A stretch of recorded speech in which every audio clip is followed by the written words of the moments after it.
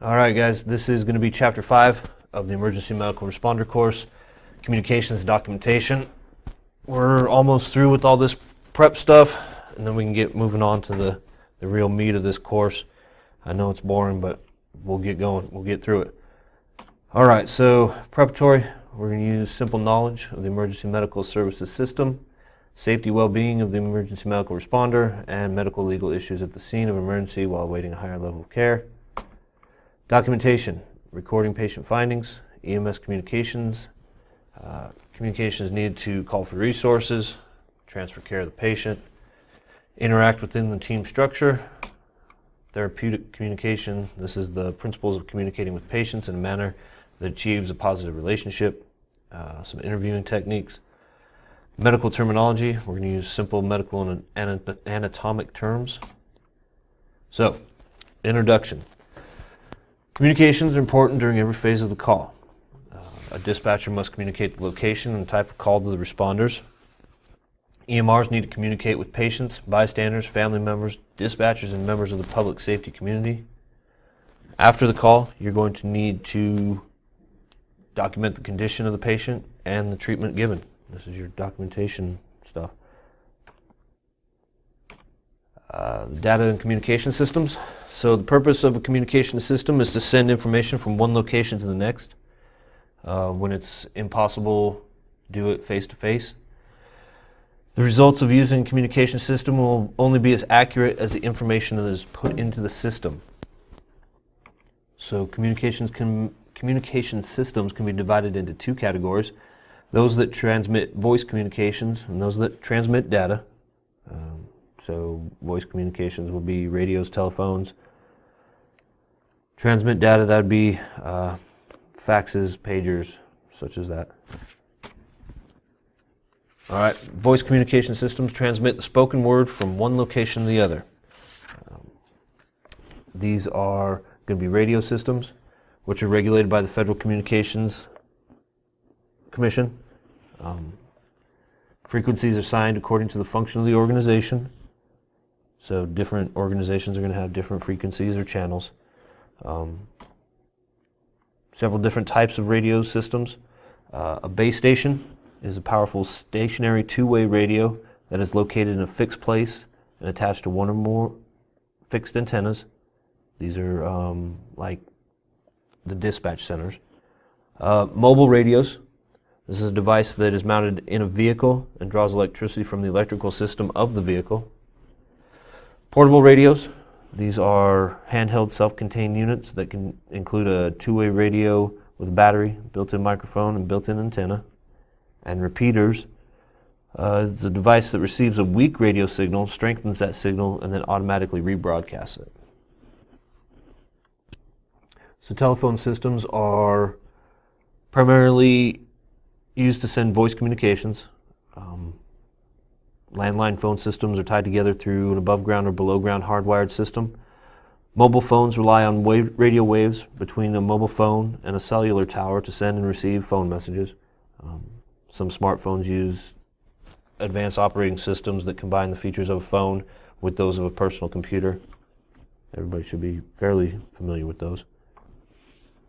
Data systems. So with advances in technology, communications are using these types of systems to send and receive data. It can be transmitted through radios, phones, or the internet. Paging systems can transmit text messages or voice communications. Mobile data terminals transmit data messages through a radio system and are frequently incorporated into a mobile radio system. Fax machines use phone line or radio systems to send written data. Telemetry is a type of data system that is used by advanced life support providers to transmit electrocardiograms and other patient data to online medical control, to hospitals and such. Digital messaging is a technology that includes emails, text messages, social media, which are being used more and more by EMS services to send and receive information within the public safety agencies. They can be used to transmit a wide variety of messages. So communication systems are used for different functions, and calls for medical assistance can be broken into 6 different phases. We have dispatch, response to the scene, arrival at the scene, updating responding EMS units, transferring the care of patient to other personnel, and post-run activities. So starting with dispatch, dispatch may be voice, text message, or an MDT to alert responders to an emergency. So it's your responsibility to keep your equipment ready to receive a call when you're on duty. If you're not sure that all information has been received correctly, ask the dispatcher to repeat it. Response to the scene, you need to learn how to use maps or GPS. The dispatcher may give you further information while you're en route. If you are delayed or encounter any problems while en route, you need to advise dispatch. When you arrive on the scene, we're going to perform a visual survey of the scene, give the communications center a brief verbal description of the scene, like the location and type of incident, any hazards present, number of patients, and then if we think we're going to require any additional assistance, we need to get it moving now. It's better to have extra stuff en route and not need it than to be midway through working the scene and realize that now we need more ambulance coming. We need a helicopter. We need law enforcement. So if we need it, let's get it out there when we arrive on scene and keep things moving. So since EMR is generally the first responding EMS units, it's going to be up to you to give an update to other responding EMS personnel. These reports should include age and sex of the patient, chief complaints, level of responsiveness, and the status of airway, breathing, and circulation. So if you're on a motor vehicle wreck, you get onto the radio, let the responding EMS units know, hey, I have a 46-year-old female, chief complaint's going to be extreme abdominal pain. She is responsive at this time. Breathing without problems. Pulse is normal. These are all information that they're going to need to know. You could also throw vital signs in there if you needed to. Right. When the ambulance arrives on scene, you're going to be expected to provide the EMTs or paramedics with a handoff report. This is a transfer in care. The easiest way to perform this handoff report, same way you do when you're doing your patient assessment. Give them age, sex of the patient, describe the history of the incident, describe the patient's chief complaint, the patient's level of responsiveness, how you found the patient, report the status of the patient's vital signs, airway, breathing, and circulation, describe the results of the physical examination, report any pertinent medical conditions using the sample format. This is signs and symptoms, allergies, medications, past pertinent history, last oral intake, and events leading up to the incident. We'll talk more about sample when we do patient assessment. You need to report the interventions provided and the patient's response to them. If you provide this handoff report in the same way that you do your assessment, it'll it'll help you to ensure that you do not overlook any significant symptoms, signs, or injuries. Online medical control, generally used by EMTs and paramedics to secure permission to perform certain skills, get direction regarding patient care, and give patient care reports to the hospitals. So this is when the EMTs or paramedics are calling into the hospital, letting them know what's going on, or if they need to get extra permission to perform certain procedures. So post-run activities. After you've turned over patient care, you need to report your status to the communication center, report it to dispatch. Let them know how long it'll take you to get your unit ready for service and when you'll be available for another call. Generally, I believe that you just, once you've turned over your patient, you get yourself ready to go, and then you report that you're back in service. I don't know that a lot of places give the dispatch center a time on how long it'll take to get back in service. You just do it and then let them know you are back in service. Now, this would all depend on how your specific service does this kind of things, so it'll be up to you to learn that when you are hired on. So some quick guidelines for effective radio communications. You want to monitor the channel before transmitting so that you don't interfere with other radio traffic. Plan your message beforehand, so this will help you keep the transmission brief and precise. When using the radio, you're going to push the button, wait for about a second before starting your message. Otherwise, that beginning part of your message, if you just start talking as soon as you push the button, the beginning part of your message might get cut off. You want to hold the microphone about 2 or 3 inches from your mouth. Speak clearly and evenly, but never shout into the microphone. Speak at a moderate, understandable rate that's clear and even voice. Identify the person or unit you're calling first, then identify your unit as the sender.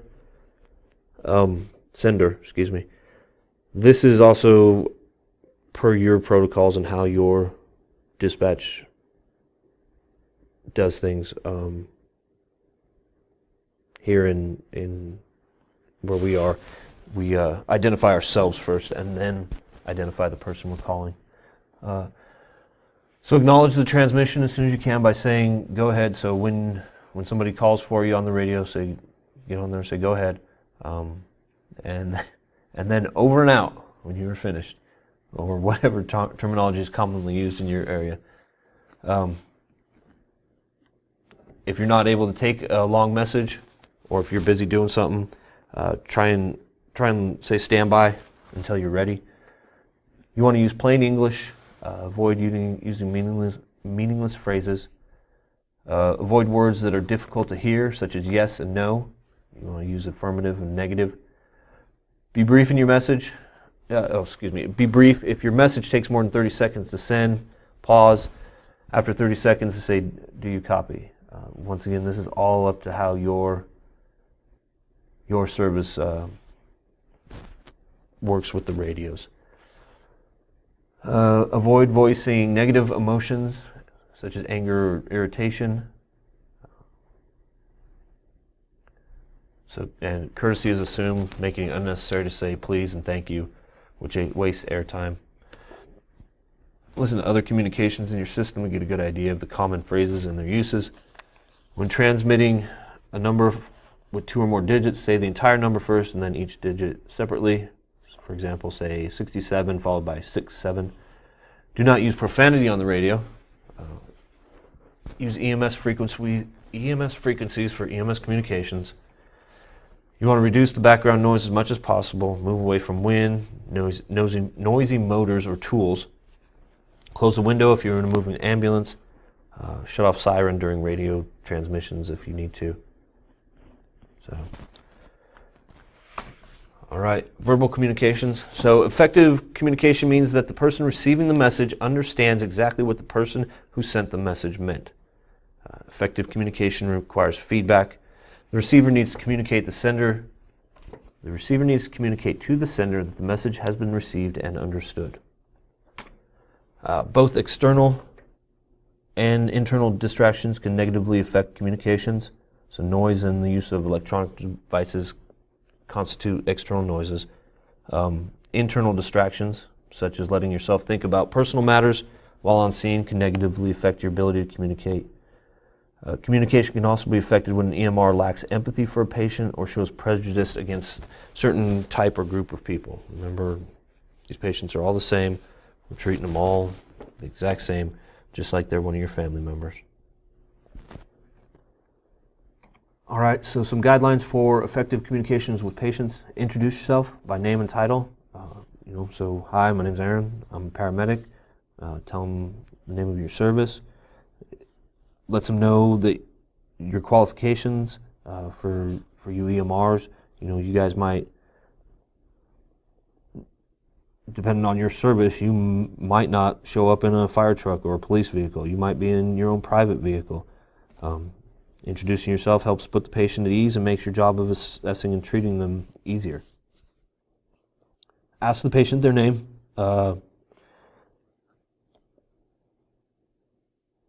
It establishes contact with them. Use their first name only if they introduce themselves that way. Otherwise, it's Mr. or Mrs. whatever. Avoid using terms such as partner, pops, old man, boss, all those types of titles. So look into their eyes. Make them keep eye contact. Look into the patient's eyes as you talk. Doing that lets them know that we're focused on what they're saying and that we care about what's going on with them. Use language the patient can understand. Use language that's clear and accurate. Avoid using technical medical terms. When I have a patient, I don't ask them, do you have atrial fibrillation? Because they're not going to understand that. I ask them if they have an irregular heartbeat, and they generally, that's how their doctors have described it to them, so that's what they know. They don't always know what atrial fibrillation is. So we want to use language that the patients understand and know. Speak slowly and clearly. So by doing so, it's going to avoid having to repeat questions. You don't have to explain things more than once. It'll save you time and reduce communication errors. So tell the truth. It's important to tell the patients the truth. This helps build trust. Allow time for the patient to respond. In an emergency situation, they might not be thinking right, they might be scared, so give them a little bit more time to respond to what you're asking. It doesn't need to be rushed right away, but give them a little bit of time. Limit the number of people talking with the patient. If there's bystanders on scene trying to get information out of them, you need to tell them that you're taking care of things. As far as your crew goes, one person should be in charge, doing the assessment, talking to the patient. It keeps things from getting too hectic while on scene. Be aware of your body language. Don't, if the patient's sitting down, try and squat down and get in eye level with them so you can talk to them. Get close enough so that you can have a comfortable conversation without getting in their personal space. Just realize that your body language imparts a certain tone about the call that could negatively affect it. Act and speak in a calm, confident manner. Emergency scenes can be quite confusing, hectic. Remember that even though it's not an emergency for you, it is an emergency for them. You're there to give medical care. So you need to be calm, caring, confident to the patient on the scene. Try and make this will help make the patients more comfortable and relaxed with you. Respect the cultural norms of a patient. So different cultures have different ways of talking with people. While you're not going to be able to learn all of them for every culture out there, try and learn the ones that are prevalent in your area. Use open-ended and closed-ended questions. So when you're asking questions, there's two types of questions. Open-ended, which open-ended questions allow the patient to tell you what happened or what's going on, to answer you in his or her own words. An example would, can you tell me what happened to you? What's going on today? How did you fall? Closed-end questions, these are going to be, you're looking for specific information. They're usually a yes or no response. Does your arm hurt? Did you lose consciousness? Stuff like that. Do you remember what happened? Yes or no? Those are closed-end questions. And last, treat all patients as if they were members of your family. You know, how would you want your grandma treated? How would you want your child treated? This is the same way you need to treat your patients.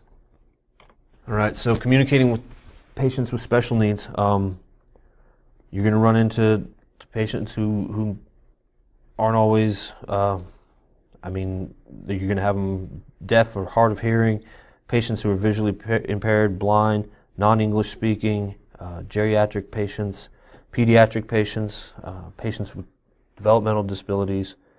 These are going to be the patients with special needs.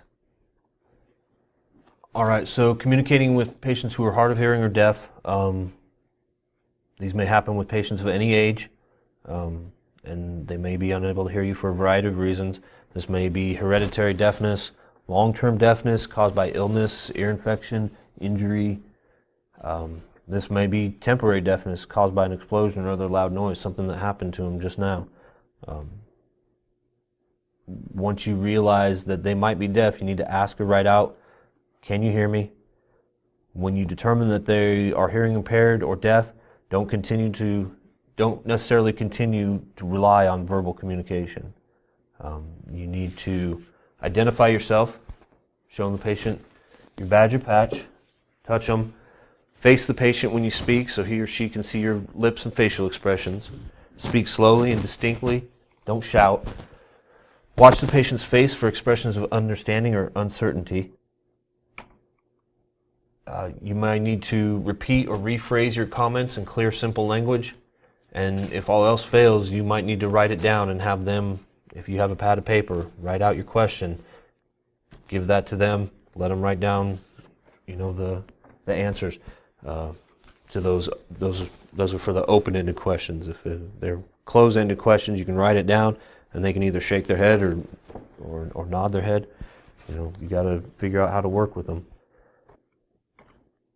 Patients who are visually impaired, look for signs that might suggest the patient may be visually impaired. The white walking cane next to their bed, the seeing eye dog, those kinds of things. Try and tell the patient what's happening. Identify any noises that might occur. Describe the situation and surroundings, especially if you have to move them. Find out the patient's name. Use it throughout the examination treatment, just as you would with a sighted person. If the patient does have a service dog, try to keep the patient and dog together. You don't want to separate the person and that dog.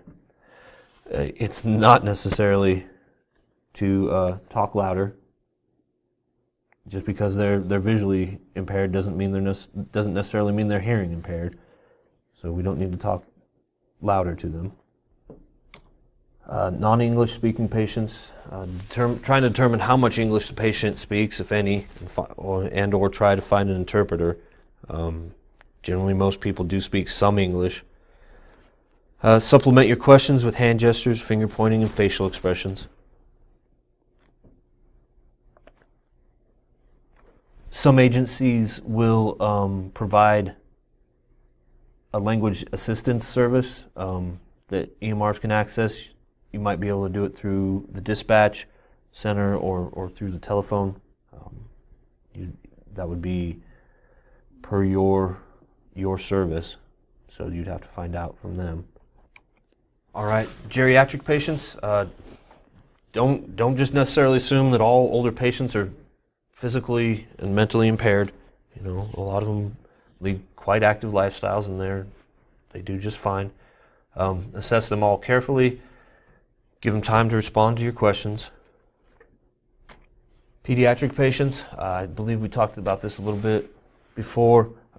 This is going to be one of the most stressful situations for most EMS providers.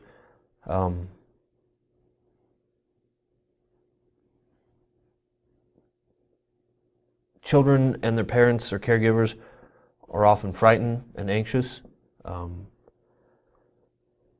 Familiar objects and faces can help reduce the fear of children, so try and keep them with their parents. Talk to the parents and the child as much as possible. Tell them what's happening. If possible, have the parent hold the child, unless the injury or illness prevents that. Tell the child your first name. Explain what you're doing, who you are, what your title is, all that. Just like introducing yourself. Squat down, kneel, or sit on the child's level to establish eye contact. Be honest with them. If you're going to do something that might hurt, let them know. It's not. You don't want to tell them that, oh, this won't hurt at all, and then you do something and it hurts. That just destroyed all the trust that you'd already built. So do your best to keep them calm and do what you have to do. So patients with developmental disability, ask the family about the patient's typical level of communication. Speak slow, use short sentences and simple words. You might need to repeat or rephrase statements several times until the patient understands what you want. It might help to use the same techniques that you did for the children to talk with these patients. Person is displaying disruptive behavior, so you need to assess the situation, try to determine the cause of the patient's disruptive behavior. You need to protect the patient yourself. Always stay between the patient and exit. Don't let them get between you and your door out. Something you need to be able to get out quick. So don't take your eyes off the patient or turn your back. If the patient has a weapon, you need to stay clear, and this would be a good time to call for law enforcement. Once again, your personal safety is the most important thing here. So as soon as your personal safety is assured, you can go ahead and carry out the appropriate emergency medical care. Just like all patients, as long as this patient is mentally fit, you cannot take them to the hospital against his or her wishes. Just because they're disruptive doesn't mean they're mentally unstable or mentally unfit to determine their own care. So just remember that. All right, medical terminology. This is a collection of technical terms used by medical personnel for the following purposes. Identify atomic parts of the body, specify illnesses and injuries, and indicate treatments given. So medical terminology is intended to clarify language so that one person can communicate clearly to another the anatomic location of an injury, signs and symptoms of a disease, and treatments given. Your job as an EMR is to communicate your message to other medical providers as clearly as possible. So don't use medical terms if you're unsure of their meaning. Use as you do learn new terminology. Look at the parts of each word. Learn commonly occurring prefixes and suffixes. Here's some different prefixes of medical terminology. So brady means slow, so bradycardia, tachy, rapid or swift. Therm, relation to heat. Hyper, above, so hypertension. Hypo would be below. Hypotension, hypothermia. So there you have both hypo and therm in one, which is low temperature, hypothermia. Naso, be the nose. Oro, mouth. Arterio, relationship to an artery. Cardio, heart. Hemo, this is all to do with blood. Neuro, this has something to do with the nerves or nervous system. Vaso, this would be a vessel, as in blood vessel. All right, so documentation. Documentation is a process of verifying your actions using written records, computer-based records. This is going to be the second most major type of communication you will use in your daily work as an EMR. By recording your actions, you provide a record for others and a document you can refer to in the future if necessary. Provides a legal record of the actions you took. It also offers a basis to evaluate the quality of the care given. So when you're writing this documentation, you're going to notice that it goes along the same lines as the patient handoff, the patient report that you gave to EMS when they arrived on scene. It's going to include the age and sex of the patient, the history of the incident, what did you arrive on scene to find, the condition of the patient when found. So the patient was found unresponsive in the ditch. The patient was found awake, alert, sitting in their recliner talking to me. The patient's description of the injury or illness. What did they call you for today? What did they remember happening? Their description of what happened. The patient's chief complaint. So what is the one thing that they are complaining of? What is the one biggest thing? You can add in other stuff that they might be complaining of, but this is the chief complaint. Patient's level of responsiveness. Are they awake? Are they alert? Are they only alert to verbal stimulation? Are they only alert to physical, painful stimulation? Are they completely unresponsive? Your initial and subsequent vital signs. So we need to have some vitals in there. Results of your physical examination. What did you find when you examined them? Pertinent medical conditions and using the sample history. We'll get that. We talked about that a little bit earlier. And any treatments that you gave the patient. What did you do to try and help the patient while you were waiting for the ambulance to arrive? All right. We're also going to include any changes in the patient's condition. Did the patient get better? Did the patient get worse? We need to include the agency and the name of personnel who took over treatment. In most reports, you're going to want to include the following times: when you were dispatched, when you arrived on scene, time the other providers arrived on scene, the time you departed scene. We're going to include any reportable conditions that we talked about from Chapter 4, any infectious disease exposures, anything unusual that happened, any other helpful facts. You want to complete this patient care report as soon as possible after each call, so you don't lose vital information. When you're trying to recall what happened 4 hours from when you went back in service, it's going to be a little bit more difficult to get all the good details in there. So in summary, we have communication systems allow you to relay information from one location to another when it's impossible to communicate face-to-face. Excellent communication skills are crucial during every phase of the call. It's good to have a basic idea of how your department's communication systems work. And you must be familiar with two-way radio communications and have a working knowledge of mobile and handheld portable radios, when to use them, what information you can transmit. Communication systems are used for different functions. Phases of an EMS call include dispatch, response to the scene, arrival at scene, updating the responding EMS units, transferring care, and post-run activities.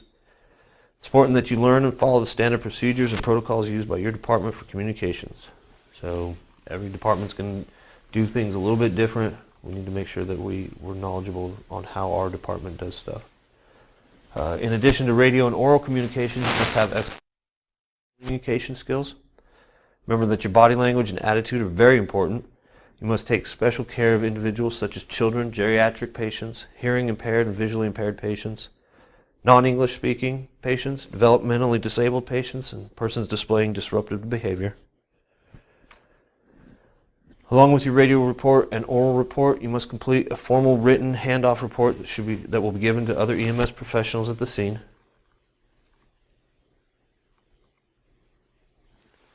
Quick review. When communicating with a sick or injured person, it's important to use terms such as dear and buddy when addressing the patient. Use only medical terminology, ask the patient as little as possible, or maintain eye contact with the patient when you can. So remember, we don't want like chief, stuff like that.